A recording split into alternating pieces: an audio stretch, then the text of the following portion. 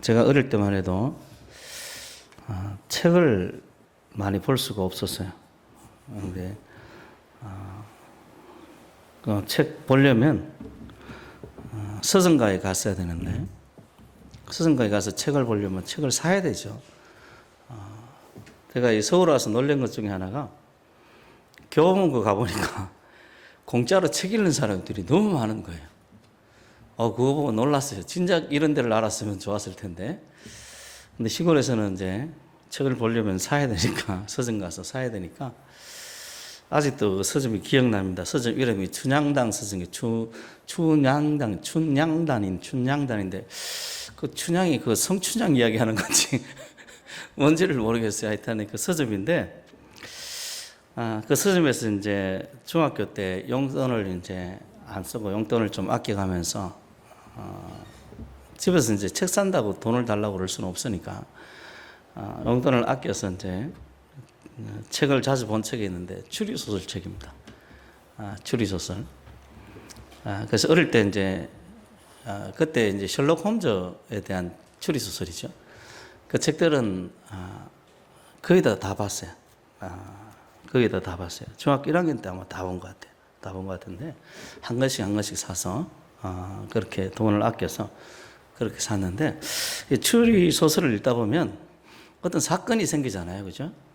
사건이 생겨서 범인을 찾을 때 보면 가장 기초적인 수사 방법 중에 하나가 이 범행을 통해서 누가 이득을 얻는가에 대한 겁니다. 어떤 살인사건이나 무슨 사건이 생겼을 때 이 범행을 통해서 이득 얻는 사람들이 범인일 가능성이 굉장히 높아요. 그래서 이런 것들이 사람들의 어떤 심리적인 그리고 행동적인 목적들, 이런 것들을 분석하는 거죠. 이 범죄 사건뿐 아니고 사람들의 관계 속에서 아주 다양하게 적용이 될 수 있습니다. 머리가 좋은 사람일수록, 사려 깊은 사람일수록 자신의 행동에 어떤 의미나 어떤 목적을 담습니다. 악한 사람들은 자신의 이득을 얻기 위해서 어떤 목적을 담는 거고, 선한 사람들은 다른 사람들에게 선을 베풀기 위해서 어떤 목적을 담고 행동을 합니다. 어떤 사람들은 또 종교적인 어떤 열심히 있는 사람들은 마음 자체를 선하게 만들기 위해서 행동하는 사람도 있죠. 어쨌든 여러 가지 어떤 종류의 사람들이 있는데, 그 대개의 경우 이 머리가 비상하면 비상할수록 자신의 행동에 어떤 목적을 담고 그렇게 살아갑니다. 우리 성도들도 그 목적이 뭔지를 한번 생각해 봤으면 좋겠어요. 그 목적의 끝부분에 하나님이 계시기를 바랍니다. 그럼 하나님은 어떠한가? 그렇다면 하나님도 어떤 행동을 하실 때 어떤 목적이나 의도를 갖지 않겠는가? 당연히 가집니다. 하나님의 행사에는 분명한 목적과 방향과 행동이 있어요. 그걸 이해해야 우리가 그 방향으로 갈 수 있습니다. 또 그것을 이해하기 위해서 쉽게 우리가 볼 수 있는 게 뭐냐면 이 성경책입니다. 성경책. 성경을 보면 하나님의 의도를 알 수 있어요. 성경을 보면 무수한 하나님의 그 행동들과 이야기들이 나와 있습니다. 그것을 살펴보면 이 성경 속에 수많은 사건들 속에 나타난 하나님의 의도를, 나를 향한, 우리를 향한 하나님의 의도를 이 성경을 통해서 읽을 수가 있어요. 그래서 이런 것들을 또 살펴봐야 될 이유 중에 하나는 이 성경에 나오는 하나님의 이야기가 오늘날에도 여전히 지금 반복되고 있다는 거예요. 성경에서 역사하신 그 하나님의 역사는 오늘날 인간 속에서 다양한 모습으로 지금 반복되고 있다는 거예요.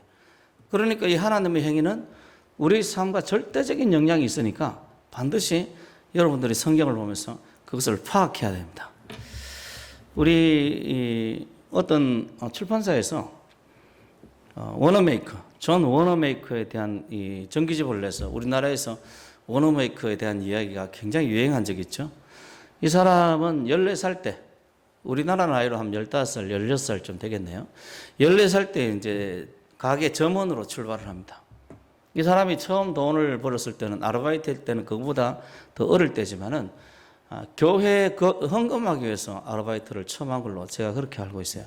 14살 때 어쨌든 점원으로 출발해서 31살 때 1869년입니다. 1869년에 미국에서 가장 큰 백화점을 세운 기업인이 되었어요. 백화점의 선구자죠. 그 사람이 존 워너메이커입니다. 그 사람이 이제 말년에 나이가 들고 나서 말년에 이런 고백을 합니다. 제 재산과 건물과 땅만 해도 대충 200억 달러가 됩니다. 200억 달러면 얼마입니까? 계산이 잘 안 되죠. 또 이제 1800년 되기 때문에 1900년대 초반, 1800년대 말이기 때문에 지금 재산 가치와는 비교도 안 됩니다. 비교도 안 돼요. 제 재산은 건물과 땅만 해도 대략 200억 달러가 됩니다. 이 가운데서 가장 가치 있고 소중한 것은 11살 때 시골 소년일 때 2달러 75센트를 주고 산 빨간 가죽의 성경책입니다. 당시 돈이 없어서 2달러 75센트가 없어서 할부로 구입했는데 이 성경은 가장 귀한 나의 재산이 되었습니다.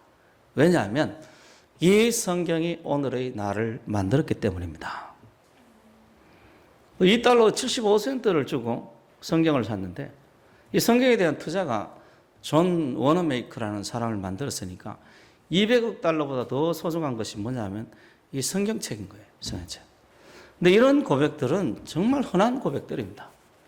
그래서 저는 우리 교회에서는 이제 새신자 세가족 성경 공부를 마치면 성경을 선물하는데 저는 좀 내가 이렇게 하면서도 성경은 자기 돈으로 사는 게 좋다라고 생각하는 사람이에요. 성경은 이 워너메이커처럼 정말 2달러 75센트라는 돈이 없어서 몇 달 동안 할부로 용돈을 아껴가며 용돈도 없었죠. 또 자기가 돈 아르바이트 해가면서 이 성경을 사니까 이 성경이 귀한 거예요. 성경을 귀하게 여기니까 이 성경의 말씀에 영향을 받고 참으로 하나님 앞에 귀하게 쓰임받는 그런 사람이 됩니다. 제가 알기로는 워너메이커가 교회를 1000개 넘게 세웠습니다. 할렐루야. 우리 교회도 이런 사람이 나왔으면 좋겠어요. 그러니까 이 과거에도 이런 워너메이커 혹은 이 성경 2000년 전에 어떤 사람들, 3000년 전의 사람들처럼 여전히 세상은 하나님께서 역사하시고 이 세상은 하나님의 것입니다. 우리가 하나님 마음에 들 때 하나님께서 그 사람들을 세워가는 거예요.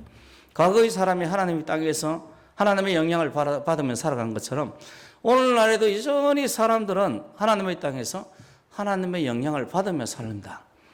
지금 이 세상에도 지금 이 악인이 다스리는 것 같아도 세상의 주인은 하나님입니다. 하나님이에요. 하나님께서 이스라엘 지역의 작은 땅에서 역사하시는 그런 하나님이 아닙니다. 그 땅에도 역사하실 뿐 아니라 우주 전체에서 역사하시는 하나님이에요. 그러니까 우리가 오늘을 살아갈 때 필요한 것이 뭐냐 하면 하나님께서 어떤 목적을 가지고 어떻게 일하시는가 그것을 한번 살펴봐야 됩니다. 우리는 성경 공부할 때 이제 가장 기초적으로 배우는 것이 하나님의 속성에 대한 거죠. 하나님이 어떤 성품을 가지는가. 그래서 하나님은 거룩하시다고 그럴 때 이 하나님에 대해서 우리가 친밀하게 지내려면 우리도 뭐 해야 되는 거예요? 거룩해야 되는 겁니다. 하나님은 사랑이시다고 그럴 때 우리가 이 친밀하게 하나님과 지내려면 우리도 사랑해야 돼요. 그죠? 하나님이 공의롭다고 이야기를 할 때 우리가 하나님과 친밀하게 지내려면 우리도 공의로워야 돼요. 제가 청소년 사역을 오랫동안 10년 동안 하면서 이 청소년들이 좀 타락하고 집안이 좀 이렇게 행동이 거칠고 신앙이 없는 그 뒤 배경에 뭐가 있는가 하면 항상 부모가 있더라고요. 근데 부모가 신앙이 없는 게 아니에요.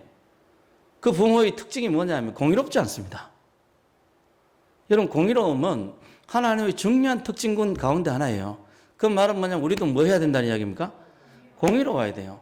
그 자식에 대해서 공의롭지 않아요.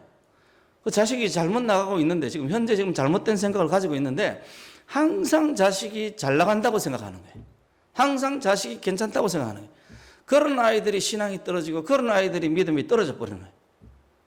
근데 자녀가 잘못 나갈 때 공교롭게 이 자녀에 대해서 너 잘못 나가니까 고쳐야 된다라고 이야기를 하는 이런 부모, 이런 어떤 부모를 가진 자녀들은 그 일탈하는 것이 잠시 일시, 하루, 이틀, 일주일 혹은 한 달 이 정도에 불과해요. 그냥 쉽게 하나님 앞에 다시 돌아와요. 그런데 이 부모가 계속 자녀의 일탈을 방관하고 인정하고 내 자식이니까 내가 사랑해야 돼 이걸로 봐주고 이런 사람들은 다시 돌아오지 않습니다. 그러니까 우리가 신앙생활을 잘하려면 하나님의 성품을 닮아가야 됩니다. 그래서 거룩하다, 뭐 공의롭다, 뭐 정의롭다, 뭐 사랑이 많다, 이런 하나님의 성품이 여러분들의 성품이 되길 바랍니다. 우리가 그런데 이런 어떤 성품들을 성경 공부할 때 그냥 다 배우잖아요. 다 배우는데 그냥 막연하게 그냥 배우고 그냥 머릿속에 담고 있다고 우리 삶에 적용하지 않는다면 사실은 아무런 의미가 없습니다. 그래서 여러분들이 항상 질문을 해야 돼요. 하나님의 속성은 나와 어떤 관련이 있는가? 하나님은 거룩하다고 그러는데 그 거룩하심은 나와 어떤 관련이 있는가? 이런 하나님의 속성은 하나님께서 이 세상에 어떤 규칙을 가지고 행하는가를 가르쳐 줄 수 있습니다. 그래서 우리가 질문을 해야 해요. 어떤 규칙을 가지는가? 정말 이 거룩한 것에 대해서 우리가 거룩하지 않는다면 하나님께서 어떤 규칙을 가지고 이 땅에서 일을 하시는가? 여러분, 기독교인들이 간혹 자살을 하는 기독교인들이 있어요. 수많은 연예인들이 자살했습니다. 그렇죠? 그 중에 대부분이 기독교인들이에요. 성경에는 자살을 금지하잖아요. 자살은 살인입니다. 하나님이 주신 생명을 내 스스로가 끊어버리는 살인 중에 살인이 자살이에요. 자살한 사람은 구원 얻을 가능성이 거의 없어요. 그 자살의 어떤 기준에 따라서 조금 틀리겠지만은, 그런데 기독교인들이 자살을 해요. 이건 있을 수 없는 일입니다. 그건 그 사람이 하나님을 모르기 때문에 생기는 일이에요. 자, 그럼 자살한 사람 앞에 기다리는 게 무엇이겠습니까? 당연히 우리가 생각할 수 있는 게 하나님의 심판이죠. 하나님의 말씀을 어겼으니까, 살인하지 말라는 말씀을 어겼으니까 하나님의 심판이 기다리겠죠. 거룩함도 역시 마찬가지. 우리 간혹 이 신문에 나오는 도배되고 있는, 그리고 지금 이 정권을 잡고 있는 기독교인들이 하는 짓, 반기독교적인 그런 행사를 보면서 거룩하신 하나님께서 그들을 어떻게 보겠느냐? 반드시 심판하시겠죠. 그들이 하는 일 가운데도 심판하십니다. 이런 규칙성이 있어요. 하나님은 일을 하실 때 인간이 알 수 없는 그런 규칙도 있지만은 인간이 뻔하게 알 수 있는 그런 규칙이 있습니다. 여러분, 우리가 잘 살려면 윤리적이고 도덕적이어야 됩니다. 잘 살려면 그렇게 정의로워야 돼요. 정의롭지 못하는 나라는 못 삽니다. 중국을 보십시오. 수많은 인재들이 있고요. 4,000년, 5,000년에 가까운 문화가 축적이 되어 있어요. 그런 나라 중에 못 사는 나라는 없습니다. 그런데 중국을 보세요. 수많은 사람들, 지금도 평균 임금이 몇십만 원 되지도 않아요. 소수의 사람만 잘 삽니다. 소수의 사람만 잘 살아요. 그러니까 이런 어떤 규칙을 우리가 살펴볼 수 있어야 됩니다. 말씀을 통해서 이 거룩함과 이 세상에 어떤 규칙이 있는가, 우리 현실과 어떻게 연결이 되는가, 왜 충만하시고 완전하신 하나님께서 우리를 간섭하시는가. 하나님은 부족함이 없는데 믿으십니까? 하나님은 완전하시는데 믿으십니까? 이 완전하시고 부족함이 없는 하나님께서 왜 우리 인생에 간섭하시냐 이거예요. 왜 우리를 사랑하시고 왜 우리를 구원하고자 하는가. 이런 것에 대해서 생각해 봐야 됩니다. 저는 생각해 보니까 결론이 딱 한 가지는 나요. 우리를 사랑한다는 거예요. 주님, 우리 사랑하십니다. 우리를 간섭하시는 이유는 우리를 사랑하기 때문에 간섭하시는 거예요. 그 내 삶의 고난이든 즐거움이든 우리 주님의 역사가 일어났다고 믿고 일어났다고 느낀다면 그것은 주님의 사랑의 표현입니다. 표현이라. 그래서 신앙이 점점 좋아져 가는 사람들, 신앙이 점점 깊어가는 사람들의 특징은 이런 것들에 대해서 잘 아는 거예요. 그러니까 하나님에 대해서 알면 알수록 하나님에 대해서 더욱더 열심을 내는 겁니다. 언제까지? 죽을 때까지 열심을 내는 거예요. 죽을 때까지 주님을 위해서 충성하는 거예요. 대개의 경우 이런 사람들이 하나님 앞에 귀하게 쓰임 받습니다. 제가 존 워너메이커 이야기를 했는데 이 사람이 첫 번째 돈을 번 이유가 뭐냐면 교회 건축에 있을 때였어요. 교회 건축에 있는데 건축이 지지부진했습니다. 그런데 교회 앞에 비만 오면, 지금도 비가 오고 있는데 비만 오면 진흙탕이 돼버리는 거예요. 워너메이커가 처음 돈 벌려고 했던 어린 나이에 아마 10대 초반이었을 거예요. 아까 14세 점원으로 얘기했다지만 그건 정식 점원이고 그 이전에 벌써 10대 초반, 한 11살이나 뭐 하면 이쯤쯤 그렇게 했을 것 같아요. 그 앞에 진흙탕이 있어서 사람들이 불편하니까 그 앞에 진흙탕을 메꿀 수 있는 벽돌을 사기 위해서 일을 했던 거예요. 그런 사람이 평생 교회를 1000개 넘게 세웠던 겁니다. 우리 성도들이 주님을 위한 사람이 되십시오. 주님을. 재산이 땅과 어떤 물품만 해도 200억 달러. 무형의 가치는 어마어마하겠죠. 브랜드 가치는 어마어마하겠죠. 그런데 그거 빼고 브랜드 가치 빼고 그냥 유형으로 보이는 것만 200억 달러라는 재산을 보지 마시고 여러분들이 봐야 될 것은 주님을 위해서 어떻게 충성했는가라는 거예요. 그런 사람을 하나님께서 어떻게 축복하시고 어떻게 귀하게 들어 쓰시는가. 하나님에 대한 지식을 깊어가면 깊어할수록 사람은 하나님에 대해서 감사하게 됩니다. 모든 것이 나를 사랑하기 위함이거든요. 오늘 이 날씨를 주신 것도 주님 우리 사랑하심입니다. 그러니까 마음에 감사가 넘쳐요. 감사가 넘치니까 즐거워하게 되고요. 사람이 긍정적이 됩니다. 사물을 바라볼 때 악의적으로 생각하지 않고 긍정적으로 바라봐요. 하나님에 대한 지식이 깊어가면 깊어갈수록 참습니다. 하나님께서 선한 행동을 곧 할 거야. 지금 잠깐 고난이 있어도 이것은 나를 위한 것이니까 내가 참고 견디고 하나님의 뜻이 이루어질 때까지 기다리자. 열심히 살자. 인내하고 선을 향해서 나아가게 돼요.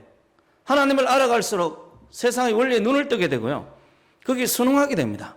하나님을 알아가면 알아갈수록 하나님께서 사랑하신 이 세상과 하나님께서 사랑하신 이 사람들을 사랑하게 됩니다. 그러니까 점차로 갈수록 사랑하기를 배우고 소망을 갖기를 힘을 쓰고 이런 사람들이 하나님 앞에 쓰임받는 거예요. 하나님을 아는 사람이 되십시다. 그런 사람을 하나님께서 쓰시는 거예요. 오늘 이 성경은 다음과 같이 이야기를 하는데요.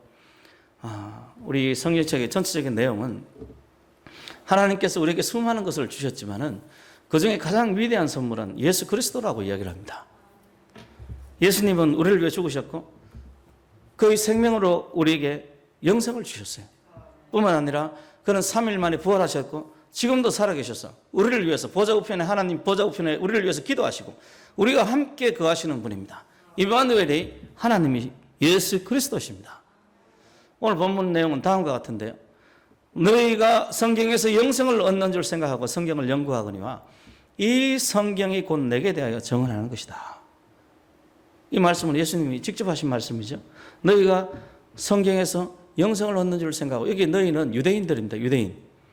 이 말을 듣는 사람은 성경을 읽을 때 영생을 얻기 위해서 성경을 읽었다는 거예요. 유대인들은 성경을 무슨 생각을 가지고 읽었어요? 영생을 얻기 위해서 성경을 읽었다는 거예요. 고상한 목적이죠. 좋은 목적으로 성경을 읽은 거죠. 그럼에도 불구하고 유대인들은 영생이신 예수님을 발견하지 못했고 알아보지도 못했어요. 결국은 예수님을 십자가 못 박에 죽였죠. 우리는 종종 이 목적이 좋으면 좋게 평가하는 경우가 있어요. 좋게 평가하는. 우리 이 정권도 민주화 운동을 했다고 사람들이 좋게 평가하는 사람도 있는데 제가 보기엔 너무 황당해요. 공산주의자가 어떻게 민주화 운동을 합니까? 그죠? 사회주의자가 어떻게 민주화 운동을 할 수 있어요? 여러분, 개가 밥그릇을 씻을 수 있습니까? 혀로 씻을 수 있겠네요. 그 밥그릇 누가 먹겠습니까? 그 깨끗하다고 인정해 주겠어요?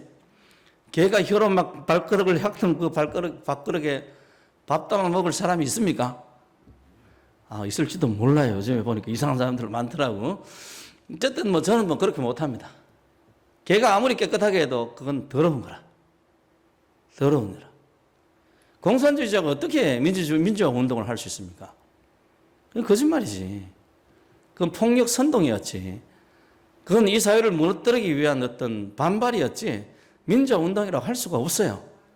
어차피 그 소리 들으면 너 어디 기가 막히죠. 공산주의 특징이 뭐냐면 폭동을 통해서 세상을 무너뜨리는 게 공산주의 특징입니다. 그래서 황당한 거죠.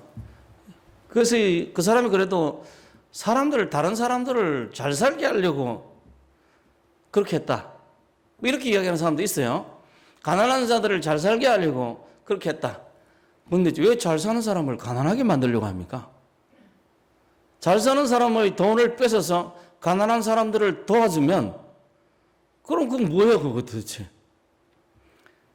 목적이 좋으면 좋게 평가하는 사람들이 있는데 그렇지 않습니다. 모든 것은 열매로 아는 거예요.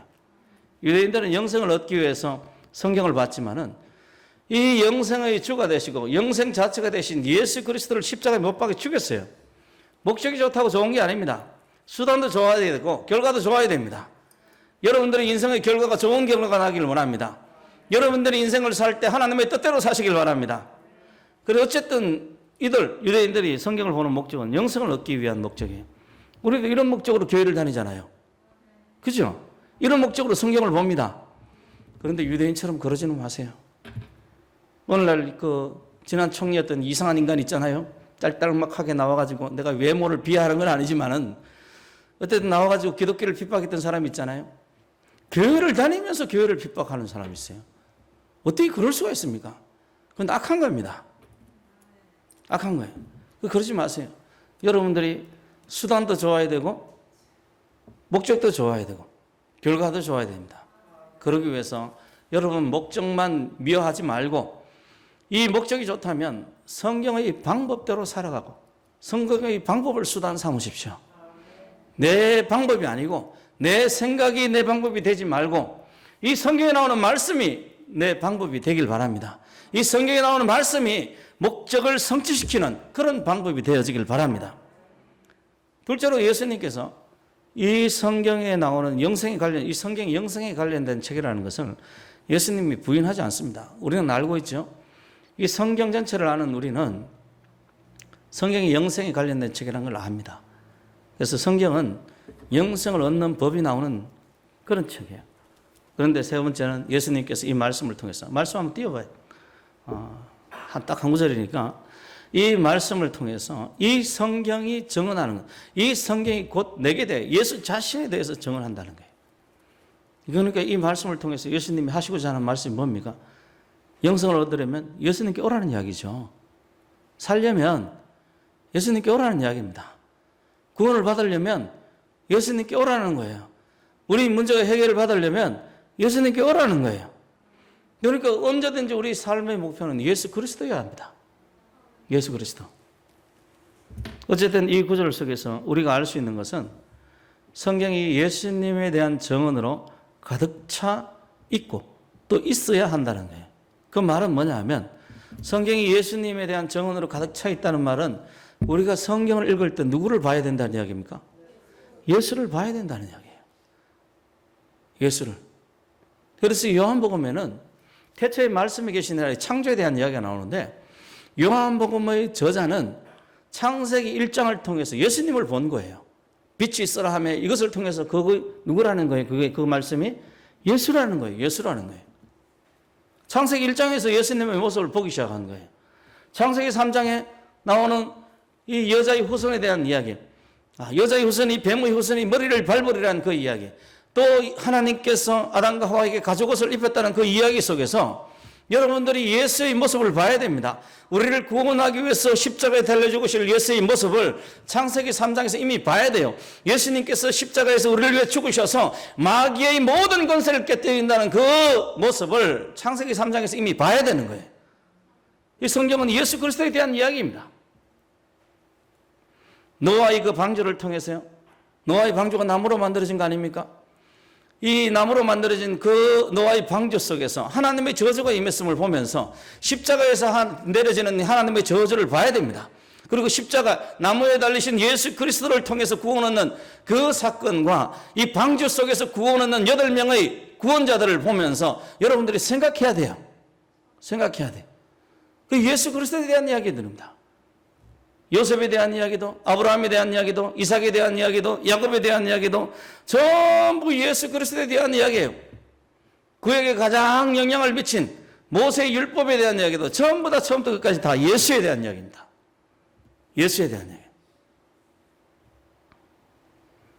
왜 주님께서 이런 것들을 기록해 놨을까?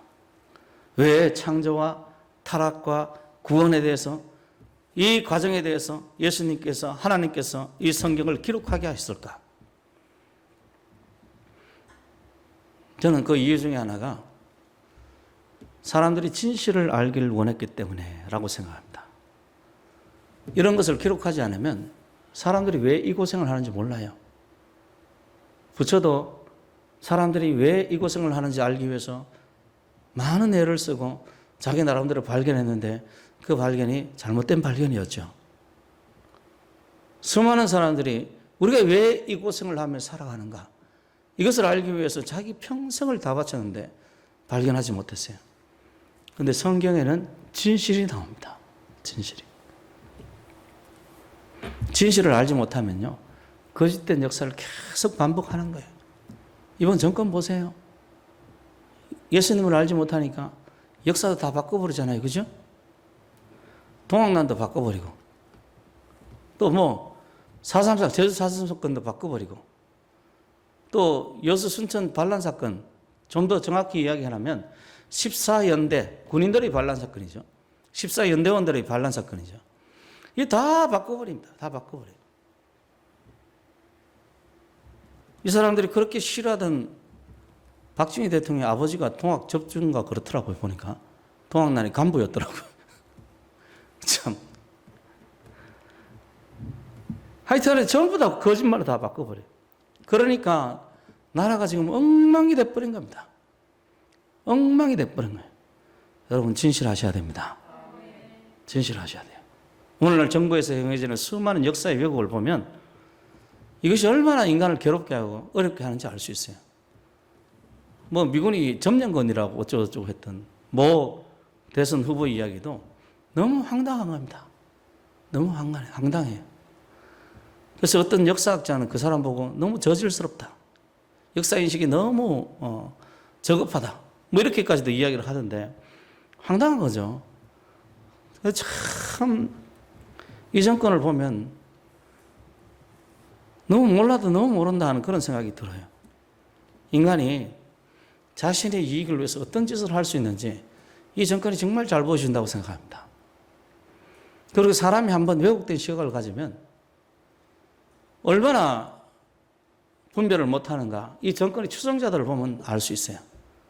정말 사기 피해자들 같아요. 사기 피해자들.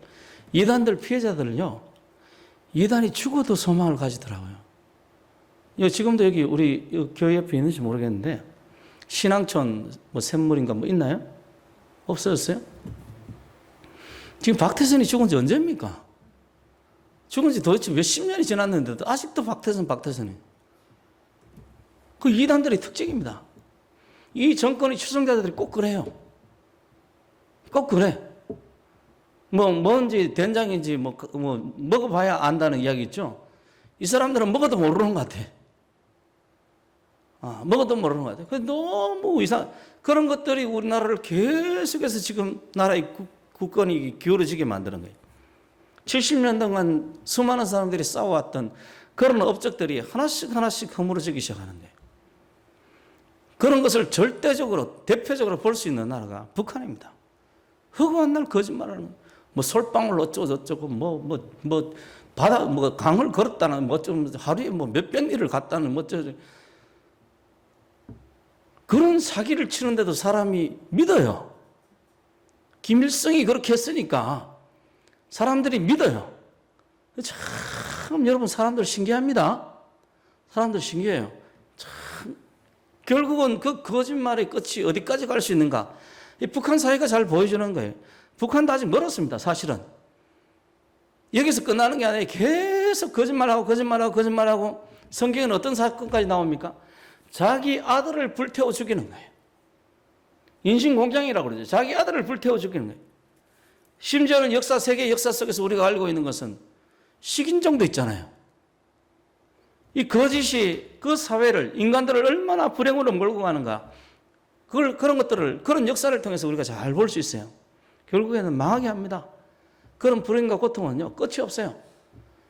간혹 이 신앙인들 중에서, 예수 믿는 사람 중에서 하나님이 고집센가 내가 고집센가 한번 보자 하면서 끝까지 죄를 저지르는 사람이 있는데 불행과 고통은 끝이 없습니다. 끝이 없어요. 절대로 그러지 마세요. 하나님 편에 서 있으시길 바랍니다. 하나님께서 이런 거짓말 속에 고통받는 그 인간들을 하나님께서 살리시길 원했던 거예요. 살리시길. 그래서 이 성경을 통해서 진실이 뭔지를 알리기를 원했던 거예요. 왜 사람들이 고생하는지, 왜 사람들이 질병과 고통과 전쟁 속에서 고통스러워하는지 성경을 보면 알 수 있습니다. 성경을 보면 하나님을 알 수 있고요. 성경을 보면 인간의 실체가 무엇인지를 알 수 있어요. 그리고 여러분들 그 사실 위에 우리의 신앙을 세워가는 겁니다. 이런 이유 때문에 이 성경을 하나님의 구원사로 보는 사람들이 많습니다. 하나님께서 우리를 구원하시는 역사라는 거죠. 성경 그래서 하나님께서 우리를 어떻게 구원하시는지를 적어놓은 구원의 역사예요. 그리고 그 속에서 인간들이 얼마나 이 하나님의 사랑을 배척하고 하나님의 사랑을 외면하는가를 보여주는 거예요. 그거 보면서 여러분들, 사람들이 하나님을 배반하고 하나님을 배척하는 모습을 보면서 하나님 앞에 무관심한 모습을 보면서 여러분 마음에 그런 생각을 해야 됩니다. 나는 이렇게 절대로 살지 않겠다.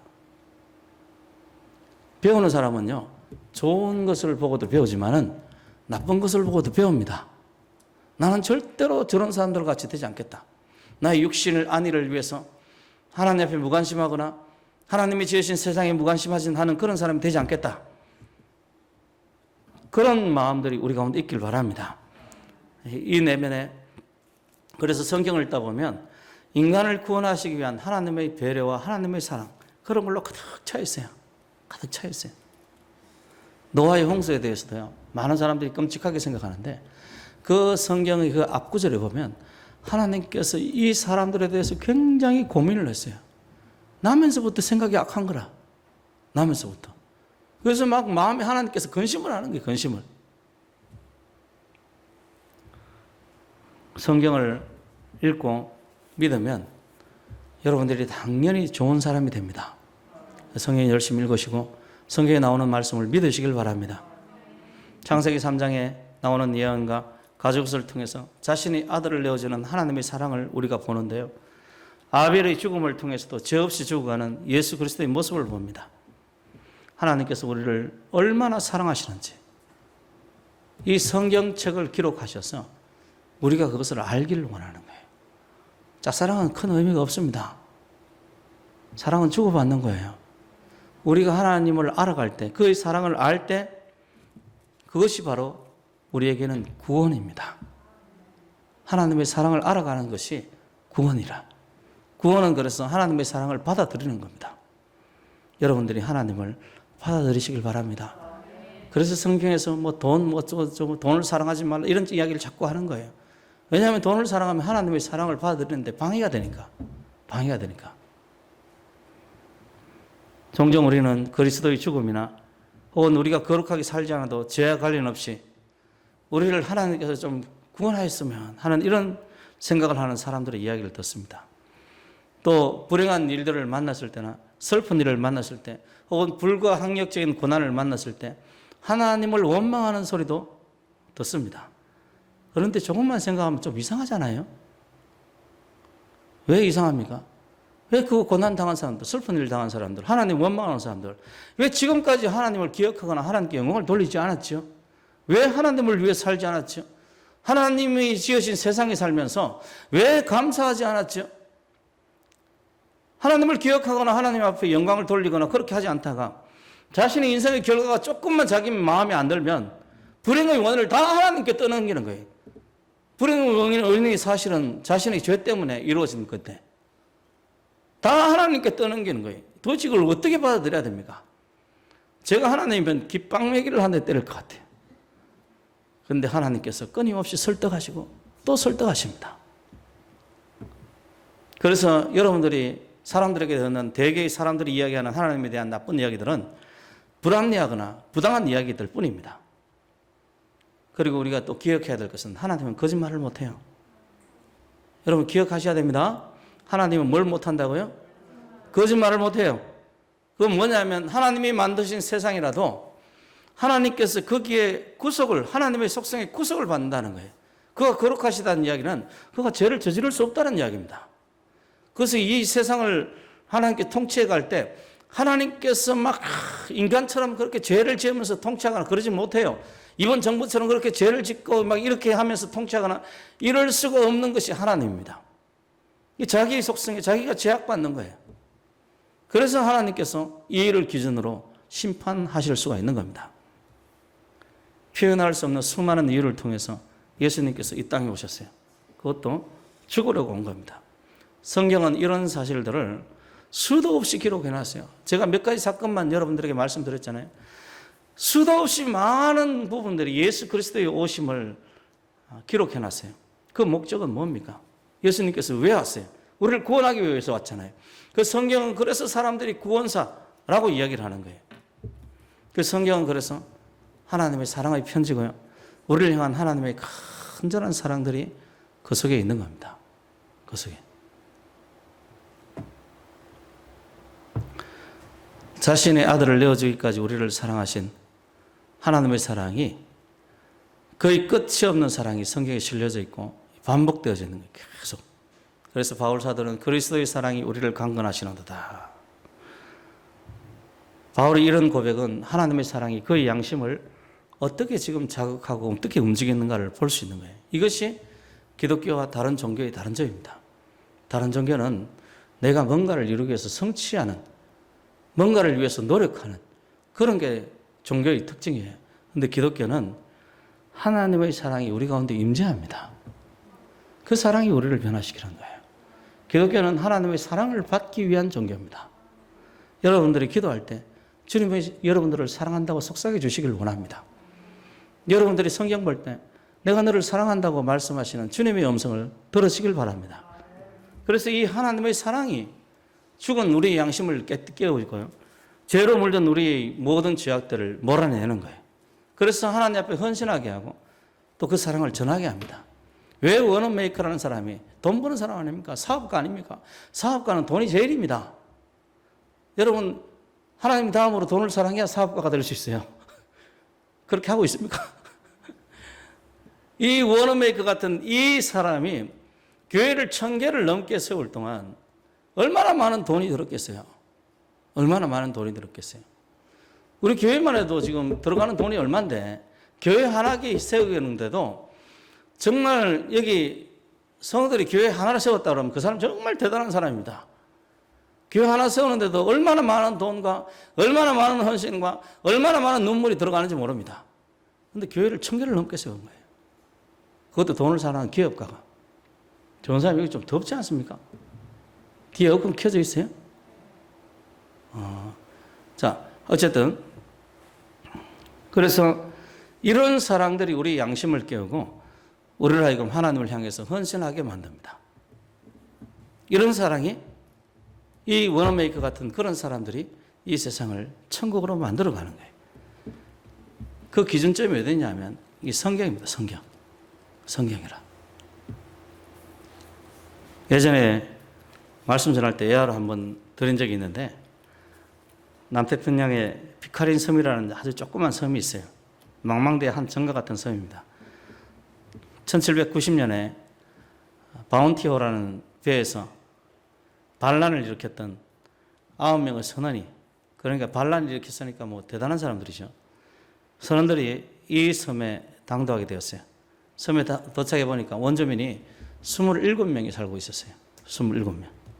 9명 플러스 27명. 그런데 선원 한 명이 술을 만들기 시작했는데, 그래서 이 술의 맛을 본 원주민들과 이 선원들이 이 섬을 다스려 가니까 방탕함과 악으로 가득 차게 되었습니다. 10년이 딱 지나니까 그 섬에서 살아남은 사람이 백인 한 명밖에 없었어요. 그리고 원주민 여자들, 그리고 백인들과 원주민 여자들과 사이에 혼혈아들, 아이들만이 있었던 거예요. 성인 남자 한 명, 여자들, 그리고 아이들. 그런데 하루는 살아남은 이 백인 한 명의 선원이 바운티호에 실려있던 헌 괴짝에서 성경 한 권을 발견을 합니다. 그리고 성경을 읽기 시작해요. 성경은 생명의 책입니다. 영성을 얻는 책이에요. 그래서 이 속에서 예수 그리스도를 발견하고 변화되기 시작합니다. 그리고 자기 여자들이죠. 뭐 부인인지 뭔지는 모르겠지만 원주민 여자들과 아이들에게 성경을 가르치기 시작해요. 그 섬의 사람들이 하나님의 말씀을 인해서 전부 다 변화를 받았어요. 이후에 그 섬 부근을 지나가던 1908년에 그 섬 부근을 지나가던 미국의 배 토파스호라는 그 배에서 이 피카린 섬이 다시 발견이 되었는데 가보니까요, 싸움도 없고 범죄도 없고 술도 없고 게으름도 없는 그런 섬이 되었다고 해요. 이것이 성경 말씀이 우리 삶에 이루어질 때 일어나는 역사들입니다. 성경 말씀이 여러분 삶 속에 이루어지게 하십시오. 지금으로부터 200년 전에 영국에서 자유를 몹시도 갈망하는 사람들이 이 프레처 크리스천이라는 지도자를 단장으로 모시고 사랑의 공동체를 만들었어요. 성이 크리스천입니다. 크리스천. 그들 공동체는 남태평양의 피터건 섬에 가서 상당수의 그곳 토인들을 설득해서 작은 공동사회를 만들었어요. 취지는 뭐냐면 자유롭게 살자. 모든 억압과 구속에서 벗어나서 자유롭게 살자. 꼭 누구 소리 듣는 것 같습니까? 공산주의자들 소리 듣는 것 같죠. 자유롭게 살자. 근데 불과 9년 후에 이 공동체는 실패하게 말았습니다. 보통 사회에서 일어나는 폭력, 살인, 모든 사건들이 여기서도 발생했어요. 아주 작은 공동체였지만 12건의 살인이 일어나고 폭력이 일어나고요. 성도덕이 문란하기 시작했고 알코올 중독자가 만연하게 되었어요. 그중에 단 한 건의 자살 사건이 있었는데 한 건의 자살 사건이 있었는데 그 장본인이 누구냐면 지도자인 프레츠 크리스찬이었습니다. 공동체의 지도자 중에 한 사람이었던 존 아담스라는 사람이 있었는데 안 되겠다. 우리 공동체는 실패했다. 영국으로 돌아가자. 그래서 창고를 정리하면서 영국으로 돌아갈 준비를 하고 있다가 창고 속에서 한 권의 성경책을 발견하게 됩니다. 9년 동안 아무도 읽지 않았던 이 성경책을 아담스는 배가 오기를 기다리는 2달 동안 심심함을 달래기 위해서 성경을 읽었어요. 그러던 중 이 성경을 통해서 자신의 죄를 발견합니다. 여러분, 죄를 발견하면 소망이 있어요. 여러분, 신앙생활 할 때 자신의 죄를 발견하는 사람은 소망이 있는 사람입니다. 범죄자일수록 죄를 발견하지 못해요. 여러분들, 이 4년 동안 이 정부의 통치 가운데서 제가 가장 깜짝 놀랐던 말을 한 적이 있었죠. 그죠? 뭐냐면 오스트리아에 들어가서 대통령이 한 이야기입니다. 내가 이렇게 높은 도덕성을 가지게 된 이유는 그 소리를 듣고 깜짝 놀랐어요. 범죄자의 특징이 뭐라고요? 자기 죄를 모릅니다. 거룩한 사람의 특징은 뭐라고요? 자기 죄를 자각을 해요. 그 루트는 하루에 5시간, 6시간씩 회개했던 거예요. 그만큼 그 사람이 거룩한 사람이라는 이야기입니다. 죄가 없다는 사람은 범죄자예요. 내가 무슨 죄가 있는데 이런 사람들은 아주 악독한 사람입니다. 내가 죄인입니다. 이런 사람은 어떤 사람이에요? 거룩한 사람이라. 이 존 아담스는 2달 동안 성경을 읽으면서 자기 죄를 발견하고 자기 죄를 회개하고 예수님을 다시 찾았어요. 그리고 이것을 계기로 인해서 이 섬 자체가 다 바뀌어버립니다. 다 바뀌어버려요. 성경은 하나님의 사랑의 책이고 성경은 우리가 누구인가를 보여주는 진실의 책입니다. 그래서 이 성경을 볼 때마다 사람들이 진실을 발견하게 되고 하나님의 사랑을 발견하게 되고 변화가 됩니다. 성경은 세대를 초월하고 생활 방식을 초월합니다. 성경은 인종을 초월하고요. 문화를 초월합니다. 성경이 모든 책과 다른 것은 이 성경이 생명의 근원이시고 생명 자체이신 예수를 이야기하기 때문이에요. 이 책이 누구에게 가든 어느 시대에 읽혀진 간에 이 책이 열리는 그 순간에 새로운 생명이 탄생합니다. 오늘 한국 사회가 살 길도 예수 그리스도밖에 없어요. 그러기 위해서 성경 보십시오. 말씀이 은혜 받으시길 바랍니다. 성경을 돌아가서 하나님의 사랑을 보고 그 사랑의 증거를 확인하시길 바랍니다. 주께서 얼마나 우리를 사랑하시는지, 주께서 우리를 어떻게 사랑하셨는지 예수 그리스도를 통해서 성경을 통해서 보는 성도 되시길 바랍니다. 그것이 나를 변화시키고 우리 사회를 변화시킵니다. 아무것도 두려워하지 말고 아무것도 염려하지 말고 오직 예수님 바라보고 성경을 통해서 이 예수의 모습을 확인하는 그리고 닮아가는 그런 성도 되기를 주의 이름으로 축원합니다.